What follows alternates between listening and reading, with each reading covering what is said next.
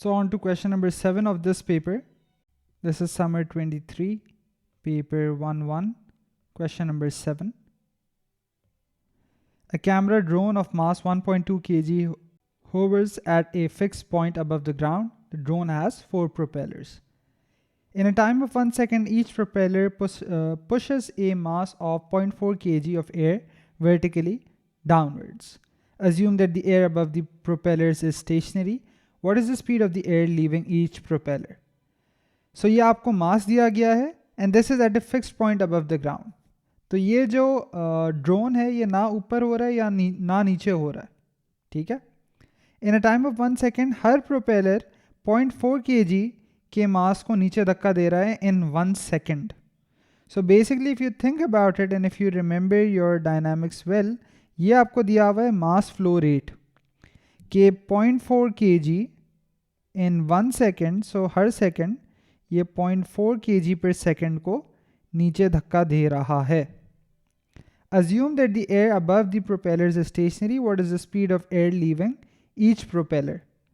तो भाई अगर आप याद करें फोर्स क्या होता था, और फोर्स की मैं बात पहले तो कर क्यों रहा हूँ ये समझ लें. यहाँ पे क्या हो रहा है कि ये प्रोपेलर जो है हवा को धक्का नीचे दे रहा है, तो हवा इसको कैसे धक्का दे रही होगी, ऊपर धक्का दे रही होगी, सही है. And that push by the air, जो वो धक्का दे रही है ऊपर की तरफ, that must equal the weight for it to be at a fixed point above the ground, ठीक है. सो यहाँ पे जो फोर्स होगा, पहली बात तो ये है ये इसके वेट के बराबर होगा, सही है.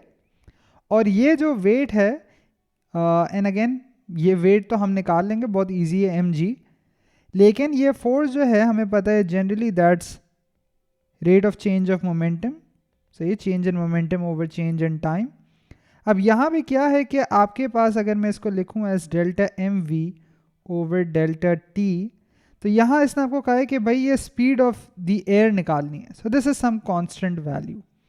सो यहाँ पे delta m over delta t is basically आपका mass flow rate multiplied by velocity, ठीक है. अब आपको पता है कि यहाँ पे जो आपका वेट होगा, ऊपर इसने हमें वैल्यू दी थी, it's 1.2 kg. So mg 1.20 times 9.81, this is the weight that must equal mass flow rate times speed. तो यहाँ से स्पीड निकाल लेंगे.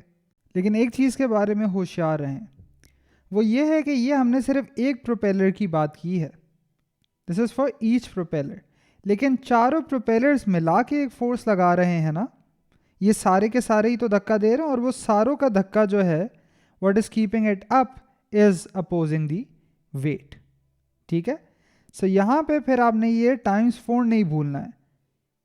So basically you have 1.2 times 9.81 over 0.4 times 4 is 1.6. This turns out to be 7.3575. So C 7.36 correct to 2SF.